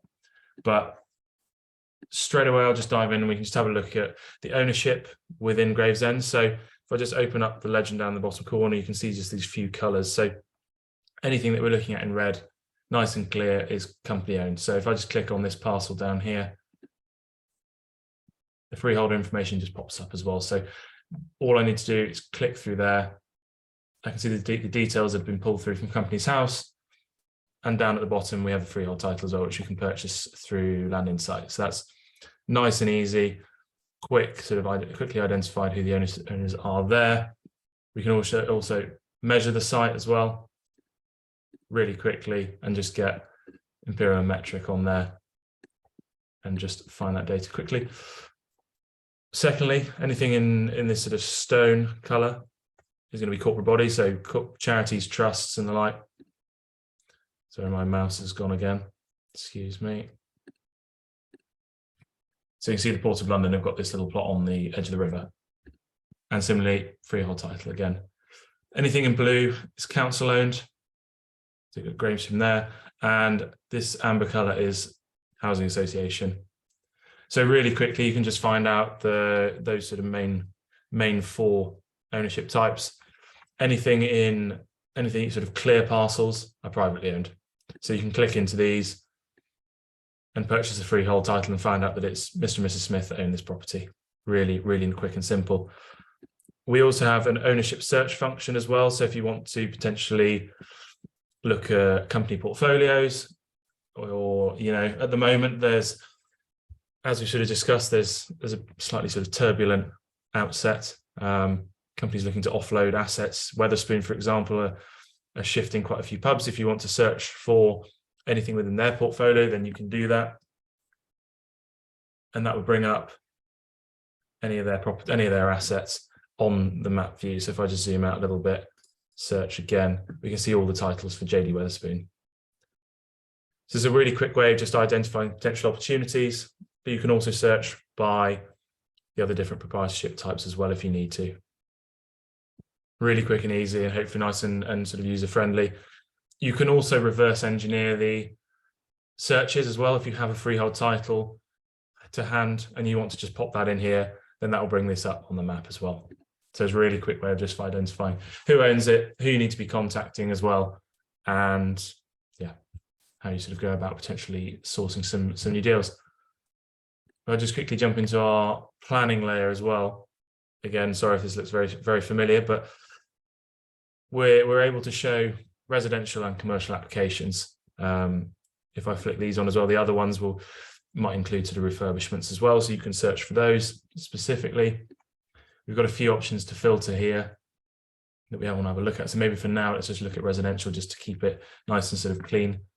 If you're looking for potentially some, you know, consented sites with a few units on it, then we can show you those. The darker the red dots, the more recent the application will be. And the larger these dots, the more units that have been included in the plan. So it's really intuitive and nice and easy to see in quite obviously a visual way what you need to be looking for. And if I just click into these, I can see the status of them. Quite often you can see the applicants as well. The summary pulled through from the local authority site as well. And if I click through here, this will take me through to the full application on the council website. So you can do your sort of continued due diligence through there. We'll just provide you the info in one place so you can make a quick assessment to see if there's any, you know, red flags or something you want to be part of. Secondly to this, we have a planning search function over on the left, which is where I suppose we enable our users to let the platform do the work for them. So rather than having to come back to the platform every day or, you know, every couple of days when you log in, we can create alerts. So if you're looking for potentially, let's say, consented sites within this area up to 10 units, you know, between 5 and 10, you just need to put in a search on here and you can do that. So if you want to find approved applications within a certain number of units, you can do that. I'll drop a radius on the site. Let's zoom out a little bit. If you want to see everything in Gravesend, then you can. And if I subscribe to this down at the bottom, anytime anything changes, someone submits a new application or there's a new document submitted, something like that, you'll get a notification in your inbox. It's a steady stream of leads, I suppose, from a business development perspective, keeping you sort of up to date. And we scrape this data every 24 hours from the planning portal, so it's a direct feed from there. So I guess it's really giving you any sort of first mover advantage in what is quite a tricky and competitive market and competitive sort of landscape at the moment. That's what we found has been really key, just having that data up to date and at your fingertips in just a few clicks. So being able to set up the alerts has been a really popular feature on Land Insight, and hopefully will continue to do so. I think we're closing in on about 1 million alerts set up with customers right now. So hopefully that's just helping people in England and Wales hit their housing targets. So moving on to planning policy. So we've potentially found our scheme that we want to be part of. Now we just want to see if there's any red flags that we need to be aware of. If I just select all of our constraints straight away, we can see the flood zone, you can see listed buildings, green belt, settlement areas are on there as well. Anything that the council has provided as, I suppose, documentation to make a proper assessment. So I can deselect all of these and we can have a look at just flood zones. If we pick a site, for example, you just want to avoid it and you want to avoid it, you can see that very easily. You can also view further policies in our policy search function over on the left. So if you're looking for land and you happen to stumble across a site that's included in a local development plan, then obviously fantastic. We can show you that plan here. And we can also show you the other plans, policy designations and constraints that might be included in that vicinity. So this is done on I suppose, a unit level, a council level, rather than county. But it's really easy just to see this all in one place. So if I just go back, we can now also have a look at Thurrock.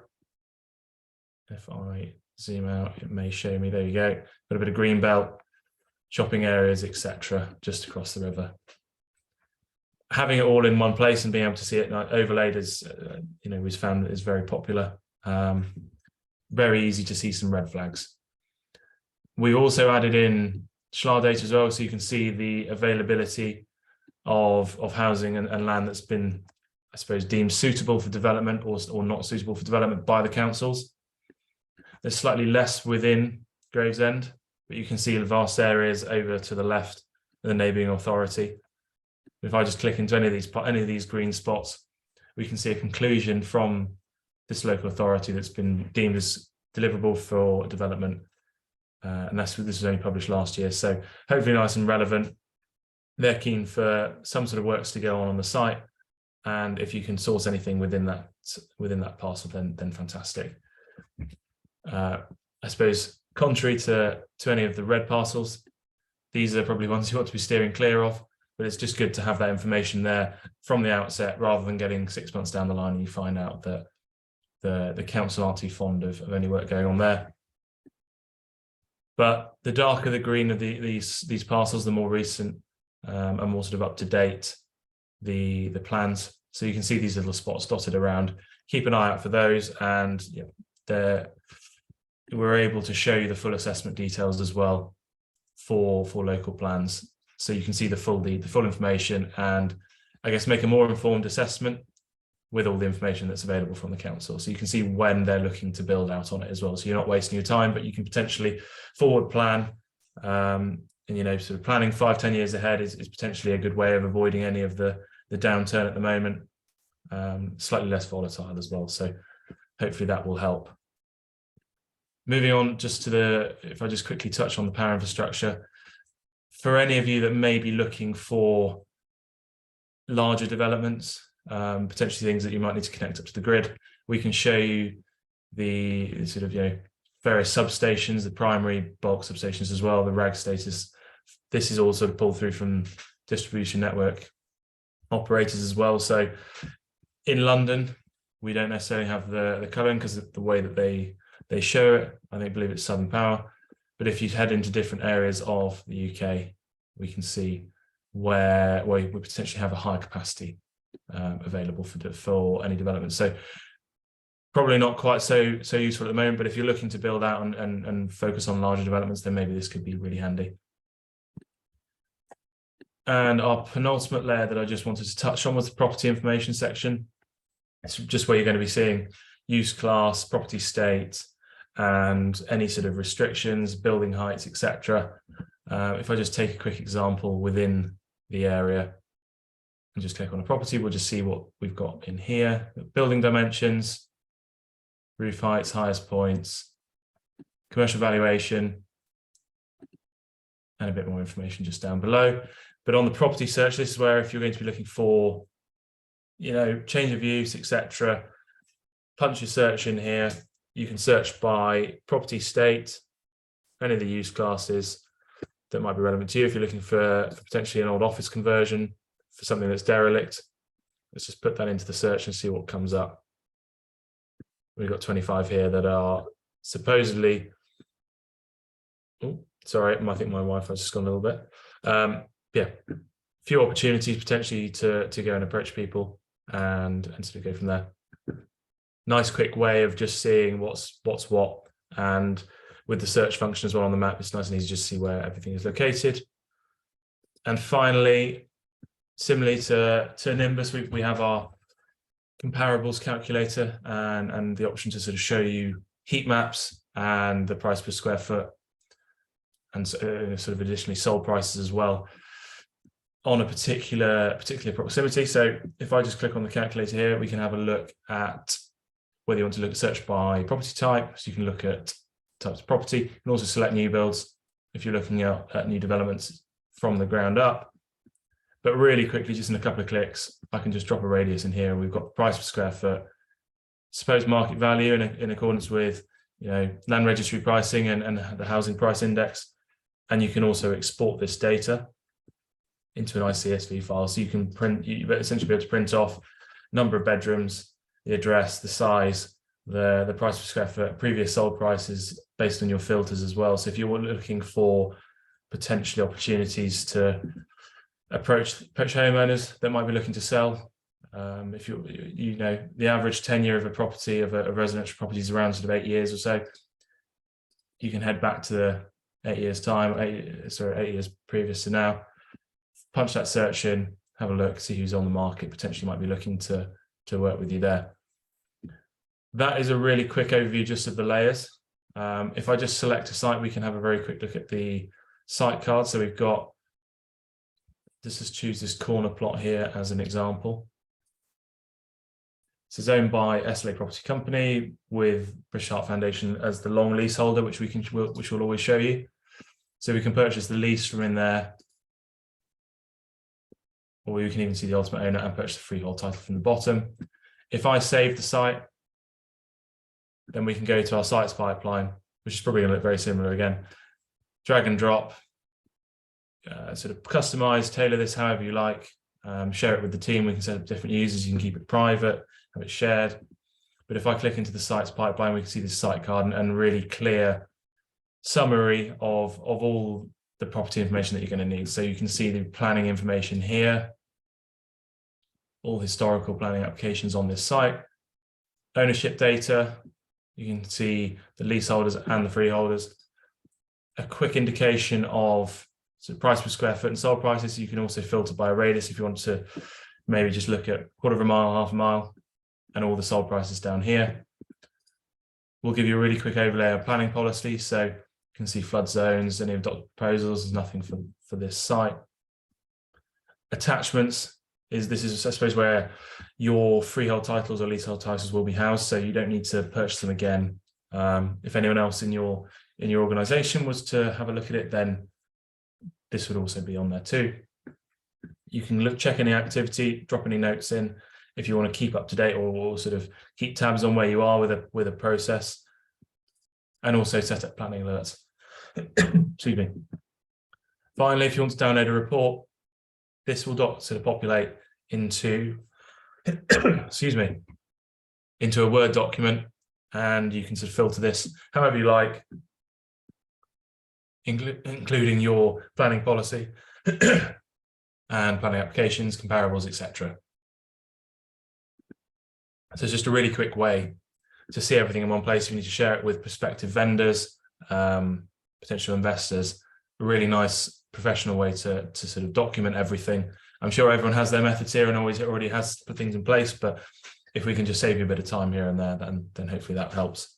Which nicely sort of brings me on to Land Fund as well. So just up here, you click, once you're on the site card, create appraisal, you'll be taken through to Land Fund. So this is a really easy way of just punching in all your information, all your costs, whether you've got funding for a site, and just seeing everything in one place, and additionally creating a new report. So You can add a description in. We'll use the site match and the boundaries from Land Insight. You can put in any additional unit groups if you need to, build costs, professional fees if there's land agent fees, or planning consultants fees, for example. Any additional costs, funding, loans, etc., whatever you would need to punch in there. Your land acquisition costs, land fees, and you can play with your profit margins that you're looking for. And with that data, we've provided a sensitivity analysis. So with build costs being quite a sort of, I suppose, irritating subject at the moment, annoying probably, I'm sure, quite a few people on this call, we can just give you a good idea of, you know, where you're looking and what you can be looking at with profit margins based on the numbers that you've provided in really sort of quick time. And finally, we can show you your cash flow, which you can edit and set as well. And with all that, this will build out into a nice clear report, which includes not only the financial information, but also your planning policy, planning applications, ownership details as well, and any constraints. So if you're taking this to investors, to, you know, potential buyers as well, then hopefully this provides you with all the information you need to help them make an informed decision when you're sort of working together. That is a very quick overview of what we can do. I appreciate I've probably rushed through it by comparison, but conscious of time, and yeah, I think we can bang the drum all evening. But essentially what we offer is a very similar product. We are constantly updating and adding features in there as well. We're looking at expanding into new territories in the coming sort of weeks and months. So there's sort of a very exciting time to be part of LandTech and sort of partnering up with us. If there's any questions, I'm happy to help, or happy to run through anything if anyone else has any more specific queries, or if there's anything else you'd like to look at. Yeah, brilliant, Max. Thank you. And I think the presentation is fantastic because Andrew did a lot of explanation, which then you're able to show the difference between the two products, and that's probably a good idea that Donald had, to have you both on the same night so that we can see the commonalities as well as the differences. I really like the report at the end, because to an investor or a bank, within a very short amount of time, you can get all that prepared, can't you? Which often does take a lot of time. Yeah, quite right. And I think we're really pushing on the land fund side. I think we're initially, I suppose it was seen as maybe a second product for us. Now it's very much on par with Land Insight, and we do have a function within Land Fund called Lender Match, which is where we're looking to link our SME developers with funders, and sort of providing them with development finance. So having those relationships and essentially being able to create a one-stop shop to transact on off-market property is what we're looking to do.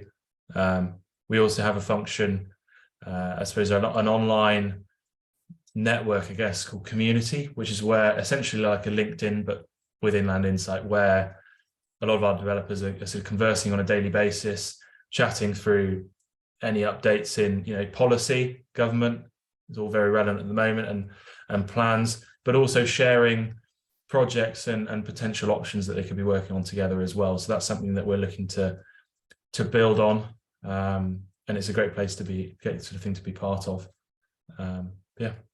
Any questions, really? Yeah, no, brilliant. If there are any questions, then please feel free to unmute yourself and ask, or put them in the chat, and we can then just ask those. So was I correct in thinking that there were add-ons in the package, so that you could buy reports that you needed, but if you didn't need them, you didn't need to pay? So, I mean, everything that we have on the platform is, I suppose, what you see is what you get. We very much try and provide as much as we can. The only thing that similar to, I suppose, Andrew's presentation, the only thing that you would purchase would be land registry titles, and similarly, it's just £3 through there. We have a couple of different packages that, I suppose, in terms of pricing, where you are given one sole package. We don't necessarily have add-ons within the platform as such. We have a starter package, a pro, and an unlimited. So where we sort of kick off with the starter package. That's around sort of £550 a year. The Pro is 1620, and the unlimited range is really from between sort of £300 to £500 a month. So there's varying levels of information that are available, and I'll be sure to drop that in the chat as well, just so people can have a look. We've got a really clear page on it that just gives you an idea of what you get as part of it. Sometimes, you know, you might not need the full works, and we understand that. We never try and push that on everyone. The unlimited, while it works for, you know, Taylor Wimpey, Barclay, you know, all these, it might not work for people who are just starting out, but it might do in a few years' time. So we want to make sure that people have got the right package for them. But I'll be sure to drop that in there just now, and along with any other data, any details that anyone might need. Yeah, no, that's fantastic, Max. And I think I've just had a couple of WhatsApp messages regarding training. Is it similar training, or what's the training, or can somebody do a free trial? Or so on the trials we tend to do sort of, you know, 48-hour to a week trial is quite common. Training, we've got, as I sort of mentioned at the start, it's quite a big customer success team that we've now got on, I suppose, in-house, which is fantastic. There's around 20-25 of them. So when it comes to training and onboarding with the unlimited package, everyone would have 2 people dedicated to their accounts. You have an account manager and a customer success manager as well. On the Pro and the Starter, this is where you're more likely to be included in regular webinars and things like that we have, but you're always given a proper onboarding call, proper training on it as well. And we make sure that everyone's sort of got a point of contact. You know, if it's something that you were to maybe take on a subscription through this, then I'm on hand to help. It's really whoever, in that respect, whoever's sort of whoever you want to be dealing with, and you can do that. It's nice and easy, but we always make sure that everyone's got a point of contact there. Last thing we want is people to feel they've been left in the lurch, and, you know, no one wants to work with a company that looks like they're taking, you know, making a quick buck out of people and forgetting about the customers. And the customers are what makes our product with LandTech. Without the feedback that we get constantly, it doesn't work, and the machine doesn't keep moving. So we really try and have as close a relationship as possible with all of our customers. Amazing, thank you. And the other question that came in is, can you give us a live example of where somebody's found a project and what that project was and how they got the finance, or how they put the deal together? I can definitely try and find one and share one with the group. There was one we did with a company called LendInvest recently, that went through, which is fantastic. It was one of our earlier ones. I can try and find some more information. Oh, that's fine. I just didn't know if you like, with your community, you hear about, which is a fantastic idea, about the community. So if you hear more about the projects that maybe Andrews did, but or if you know, people say to you, oh, I used, you know, the product and it's fantastic because I did this deal, or anything like that. It's just to give a live example. But yeah, that'd be great. Thank you. Yeah, no problem at all. I'll be sure to sort of drop that in there. And there's a few, we've got sort of quite a busy YouTube channel as well with lots of things. I'll drop the link into that. It just outlines potentially what we do, and it's got some really good customer testimonials as well. There's sort of JLL, Montague Evans, and a bit of a spread from not just developers, but consultants to all the different sort of types of people that we're working with, which is a real range now. It's sort of housing associations, councils, you know, Homes England, for example, all these sort of different bits and bobs. So there's a good use case for everyone, really. Yeah, amazing. If anyone's got any final questions, please feel free to unmute now, because we're going to be closing in a couple of minutes. Going once, twice, 3 times. Okay, Max, thank you so much. And, you know, you've been here all evening listening in and, you know, contributing, and, you know, it's amazing, your time and your product. And I think, you know, we'll definitely be having a look, because we've just been relying on the old-fashioned the right moves and things like that. But yeah, it's time to sort of change and look at those. So yeah, we are on Zoom once a month. It's the third Wednesday of every month. We have an in-room meeting on the second Wednesday of every month in Sittingbourne, and every single morning, Monday to Friday, I'm on Clubhouse, which is the new social media app, and it's called We Talk Property. And every single morning, we're discussing either projects or answering questions. Tomorrow morning, 7:30, we've got open mic so that you can come along, ask your questions, or discuss projects, anything that you want. Again, as Max quite rightly said, it's a community. The community is to support each other and learn from each other. And over the last 18 months or so that I've been on Clubhouse, I've been listening to various people, gained so much information, even after having been in property for a very long time. You know, every day is a learning day, and every day we're just picking up so many more nuggets of information.